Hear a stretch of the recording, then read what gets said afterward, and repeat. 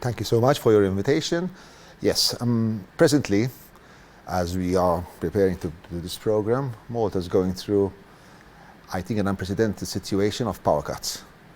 And I think the sentiment out there in the streets is one of anger, one of betrayal, one of people who feel that they have been cheated by someone who promised one thing and delivered another. I want to recall that when the Labour Party campaigned now 10 years ago, one of the main issues which probably led to their victory was that they were sure that they would provide an efficient system of energy where all problems relating to the generation of energy would be something of the past. They assured us that power cuts would be something of the past. They promised us a gas-powered power station, which was the best in the world. They promised us that they would run the electrical system in a most efficient way. And today we are in a situation where most households in Malta have experienced power cuts. And when we say we experience power cuts, it means that it has caused hardship to so many families. Sometimes we do not appreciate the suffering people go through. I was talking to someone who has an 89-year-old at home, who uses an electric bed, who uses an electric armchair, who needs a lift to get out of the house, who has his medicines in the fridge. And this meant that this person is bound at home, stuck at home, endangering its health.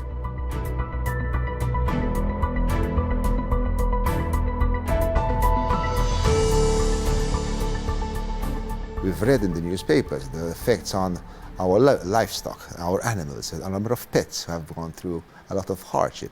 We read about the situation in our hospitals, in Mount Carmel hospitals, where apparently there were power cuts and the backup system was not in place for such an event.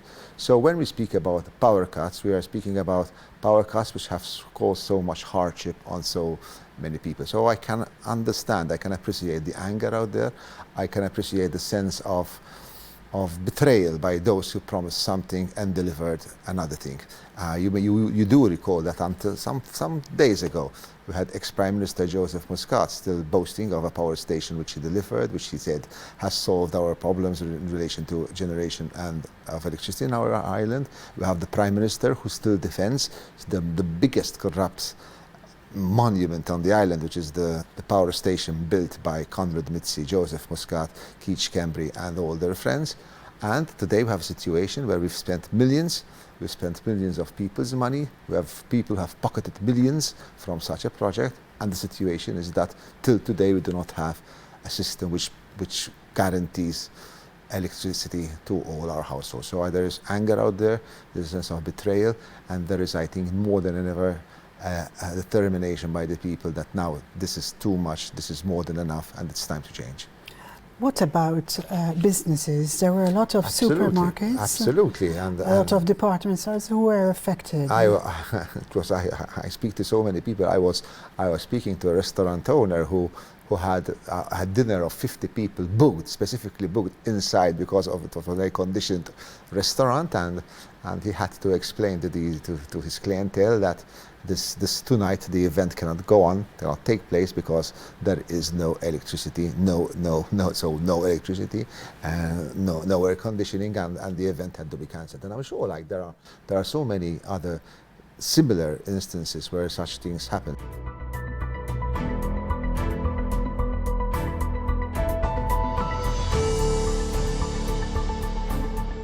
There is the impact on our business as well, the impact on the reputation of Malta.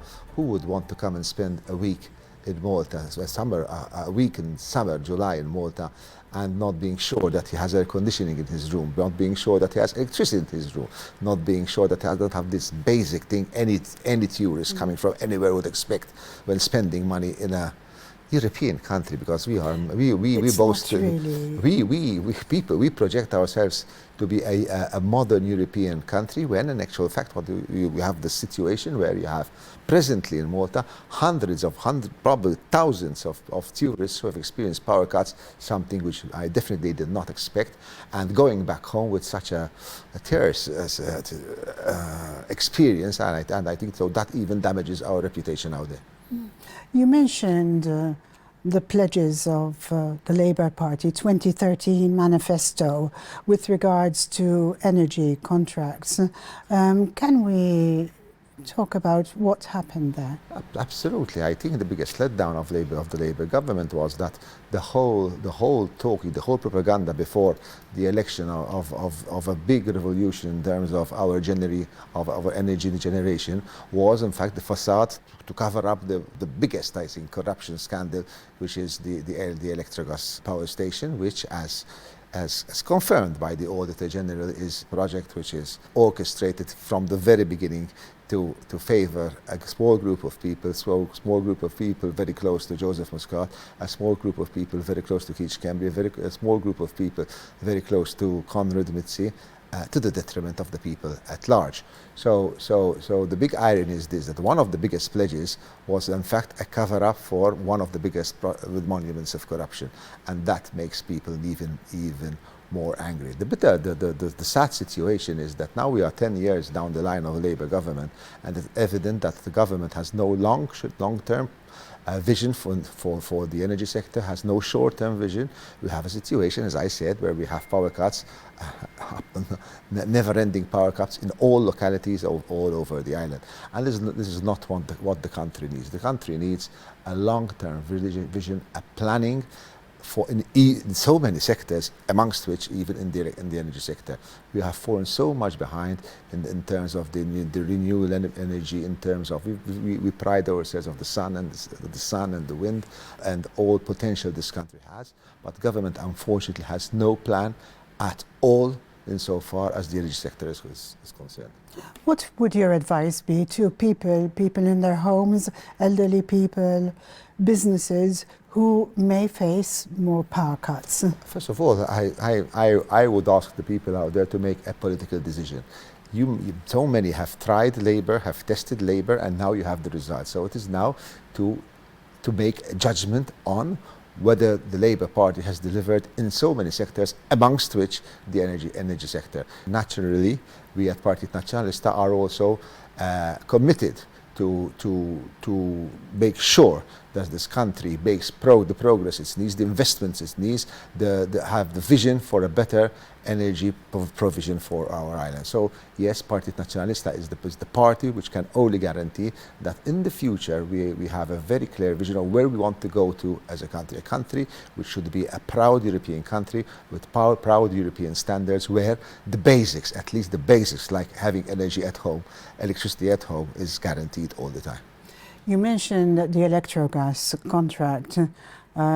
If I can also bring up the Mazura wind farm project, which brings us to the PAC hearings of the last few weeks with the former Prime Minister. Can we give an update about where they have arrived with those hearings? Absolutely. I think my colleagues in the Public Accounts Committee are doing a very good job in delving deeper into all the complexities of such a corrupt contract.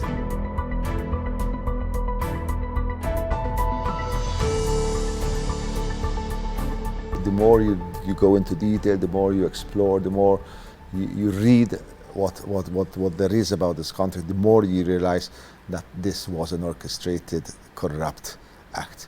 Obviously, the Electrogas project is a corrupt act, so much so, even so, there is the Montenegro wind farm, and Malta ventured into a wind farm project in Montenegro, and we are all aware, even through another report by the Auditor General, that this project is also flawed by corrupt deals where hundreds of thousands of euros have changed hands to make this happen. This is not what the people voted for. This is not what the country deserves. What type of closure and when do you foresee it happening with regards to these energy contracts? I am absolutely sure that once that the Public Accounts Committee will continue to explore and uncover all the details of such a corrupt deal, And the Nationalist Party commitment is that once it is given the trust by the people to be in power, then we will make sure that all those who are behind such a corrupt deal get what they deserve.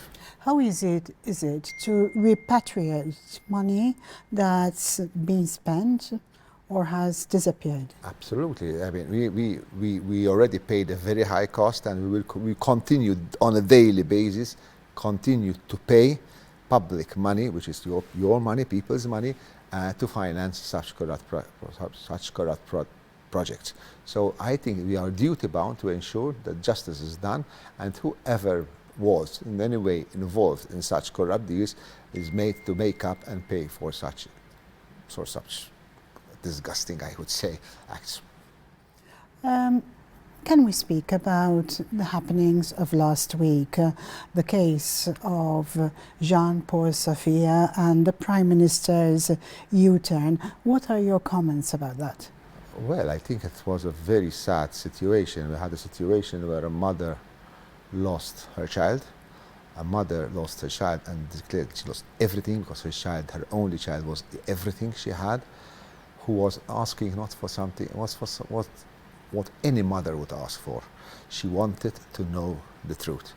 And so when the Nationalist Party made a public request through a motion in Parliament asking for the setting up of a public inquiry, no one would have ever thought that you would have such an insensitive Prime Minister, a Prime Minister without empathy, a Prime Minister who, I would say, cold-bloodedly shut down the quest of an innocent mother asking to know the truth about her son. So my first reflection is how cruel, how unfair, how low can we go in politics to deny a woman who lost her only son the right to know the truth.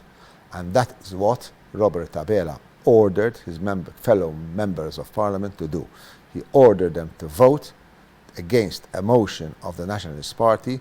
He ordered them to vote so that the truth remains unknown. So that is the first reflection. We have a Prime Minister who thought it was right to vote against something which was only intended to make the truth known to all. So obviously that gives rise to a number of questions.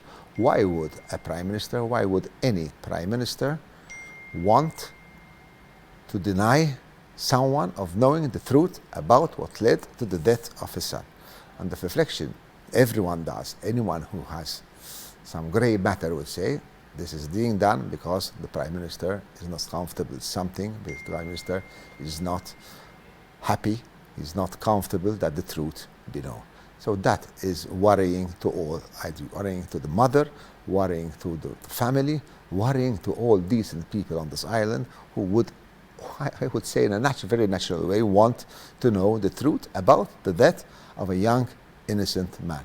And then we went through a surreal situation where when things came to a head, basically, so only a few days ago, people in their thousands were prepared to go out in the streets to make it a point, to pressure government further to have this public inquiry set up. You had Prime Minister Robert Abela making this incredible U-turn, declaring that he will set up a public inquiry, but worse than that, giving the impression that was his position from the very beginning. The very person who had resisted in a most absolute manner, the very person who would not allow any of his members of Parliament to vote in favor of a public inquiry, made this incredible U-turn, came back to Parliament and declared that he's now setting a public inquiry and giving the impression that it was something which he actually wanted from the very beginning. So that projects a Prime Minister who is, I would say, irresponsible, projects a Prime Minister who is immature, a Prime Minister who has no empathy, a Prime Minister who can go a long way to protect his ego, even if causing so much damage to his own government, to his own party, to the whole of society, and hurting a woman who I said had just lost her son. What, in your opinion, made the Prime Minister change his mind?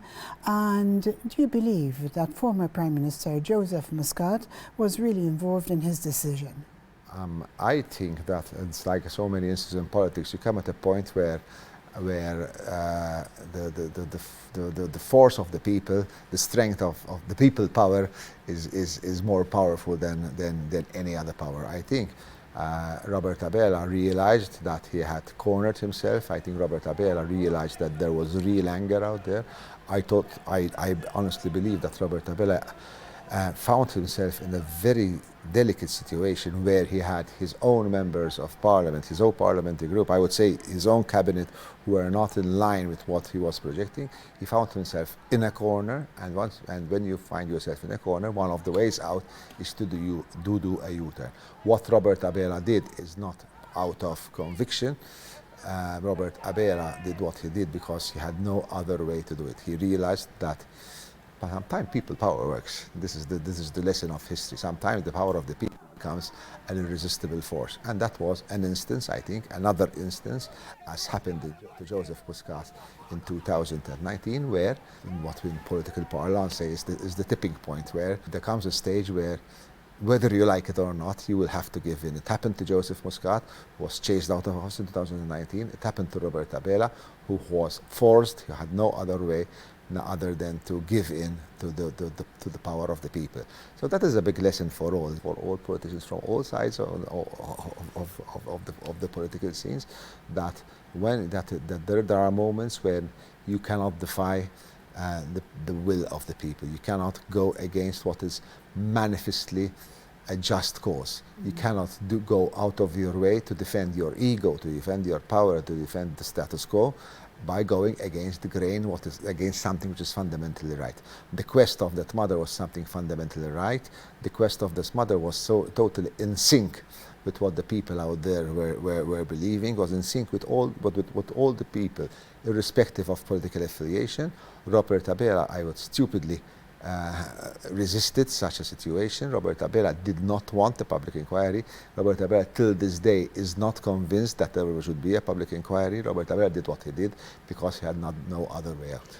With regards to the public inquiry, do you think this is going to be used as a precedent in the future? Where does one draw the line in the case of other accidents, other fatalities? First of all, the Jean-Paul Sophia incident comes in a context where this country is going through a building frenzy, where construction is absolutely out of control, where it is manifestly clear to all that the situation out there is that we have an industry which still needs much of regulation and much control. We have a situation where too many people are losing their lives at their place of work. We have a situation where too many people are injured at their place of work.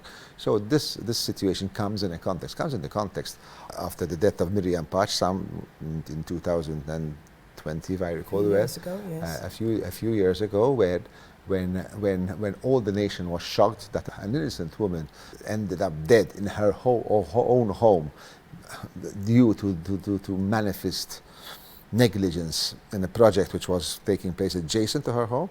We thought we had learned the lesson, but the Jean-Paul Sophia incident was an eye-opener that we are nowhere close.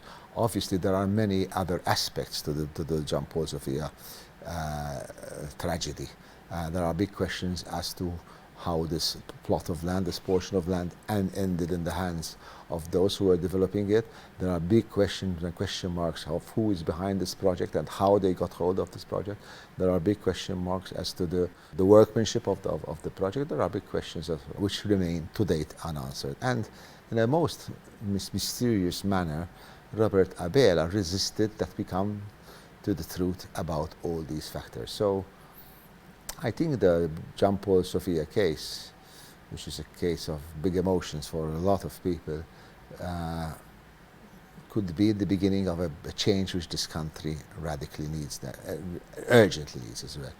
You may argue that this is a very important sector for our economy, and it probably is. However, this situation of lawlessness, this situation of the law of the jungle, this situation where people lose their lives, where people are injured at the place of work because for reasons which could have been avoided, for instance, so many incidents which I am sure could have been avoided. This has to stop, and at least I hope, and everyone out there hopes, that the Jean-Paul Sophia could be a turning point where this frenzy, this madness, I would say, in the construction industry and the casualties it leaves behind us come to an end. I augur that at least that this will happen, and Jean-Paul Sophia at least would have not died for nothing.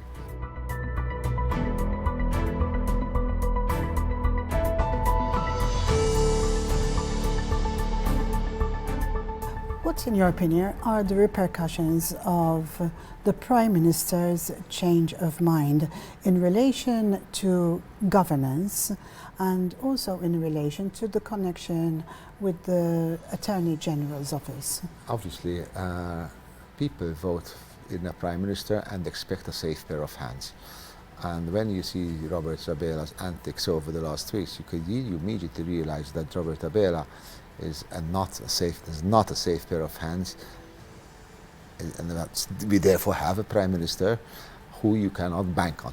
People want to bank on a Prime Minister who makes the right decisions at the right time, and Robert Abela fails to do so continuously. He has failed to do so, I would say, in 3 instances in so many months. We had the instance of our hospitals, where we all know that the court case has decided in favor of the claim filed by my colleague Adrian Delia, and where the court declared null the hospital deals, and Robert Abela did not react in the manner expected to retrieve not only these hospitals but also the millions unjustly paid to those operators.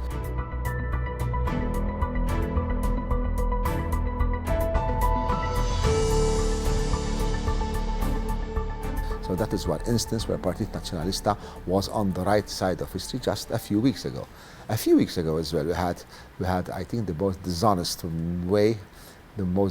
move of the Robert Abela government, trying to introduce in a very subtle way abortion in Malta. And there again you could see a weak Robert Abela who had to succumb to people power. People in the streets, people protesting, people making their voice heard, and again Robert Abela had to do a U-turn again. And now, this time, another U-turn on the Jean-Paul Sophia instance. We have a Prime Minister who's full of ego, who's immature, who is irresponsible, who does not take the right decisions at the right moment. It's not a question of taking decisions, it's about taking the right decisions. Robert Abela continues to take the wrong decisions.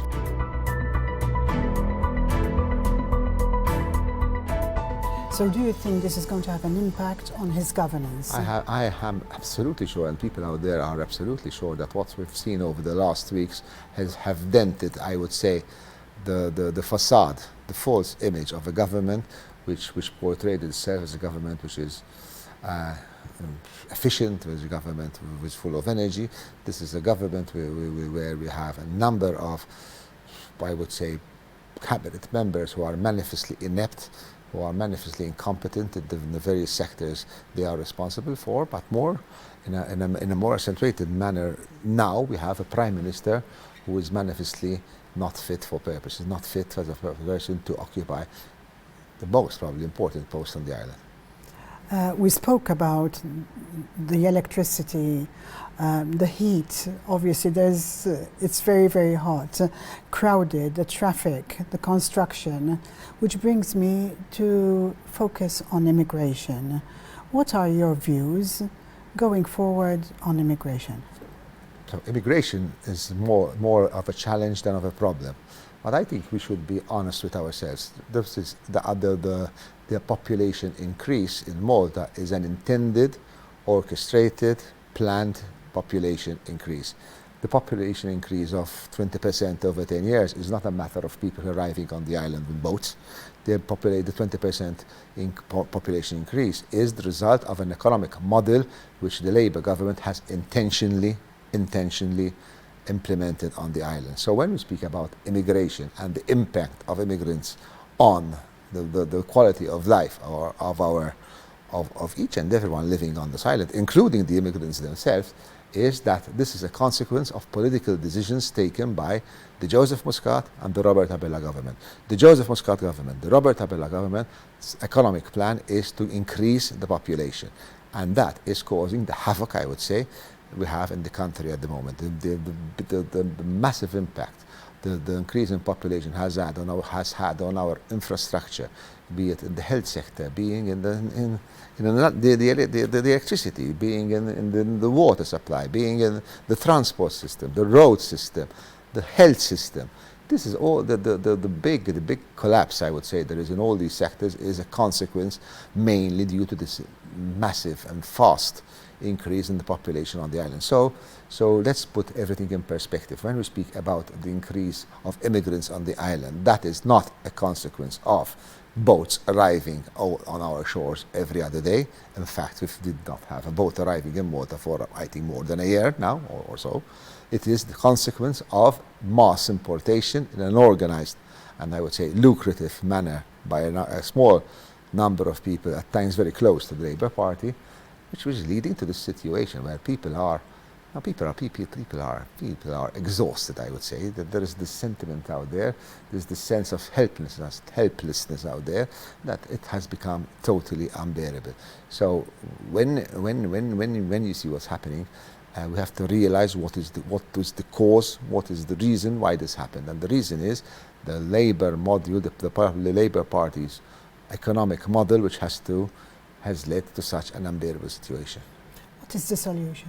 Absolutely, I think the solution is we should not be after the importation of people in big numbers, in the thousands. We pride ourselves that we are a country which has over the years created new economic sectors, a country which has created new spheres where we were at the forefront, being in a country where innovation is so much important. We could be a country where you come here and attract jobs which have a value added, where you have high earning income for people living from abroad. This is the problem. We have become an attraction to foreigners, where they earn a miserable living, where they practically live on very low wages, and obviously that has an impact on the general ambience of the country. Dr. Fenech Adami, the EU elections are around the corner practically. What are your thoughts going forward to these elections? Obviously, yes. Next year is a very important year in terms of political activity, because we have the European Parliament elections and the local council elections. Obviously, my party, Partit Nazzjonalista, is gearing up for such important elections. These elections come at a very particular moment in our European, in Malta as part of the European Union. We are this year celebrating our 20 years of successful membership in the European Union. However, the European Union is also a challenge for the Maltese Islands. We want to turn all challenges that are in the European Union into opportunities, and there are big opportunities for this country within the European Union. I'm sure all out there today are convinced that Malta made the right decision to join the European Union. Europe is going through a very, very, very particular moment. The European Union has a war on its doorstep, the invasion, the war of Russia on Ukraine. And we, as part of the European Union, are directly involved in the decision making on how to approach as a continent such a horrendous war so close to us. Europe is facing a big number of challenges in terms of the energy sector, in terms of the cost of living, the inflation, the European funds which are available to all European member states. So I think that all those who are listening to this program, should feel the responsibility to go and participate in the elections next year. Each one of us, each Maltese citizen, I want to add that each European citizen in Malta has a right to vote in such elections, and Partit Nazzjonalista will have a whole lineup of candidates from where to choose from, all competent candidates, all people who would serve them well within the European Parliament. We've done a good story. We are a success story as members of the European Union over the last 20 years, and I am sure Partit Nazzjonalista will remain a protagonist in the success story we are all living together. How interested do you think foreigners living in Malta would be interested in voting for the EU elections here in Malta? And the truth is there are hundreds, if not thousands, of residents in Malta who are entitled to vote in the European parliamentary elections. So I solicit, I ask And I recommend that even foreigners, European foreigners who are living in Malta, exercise their right to vote. The European Union, what happens in the European Union is not something which is far away, which does not affect your daily life. Decisions taken by the European Parliament, decisions taken by the European institutions do affect our life every single day. And we as citizens have a way how to determine, how to have our say. And one of the ways to do so is to go out and vote. So I know that many do so, and I augur that more will do so, exercise their vote, choose the right candidates, and I solicit that they vote for the candidates of the Nationalist Party, which is the party which has always believed that Malta could be a success story within the European Union. Thank you very much. Thank you so much. Thank you.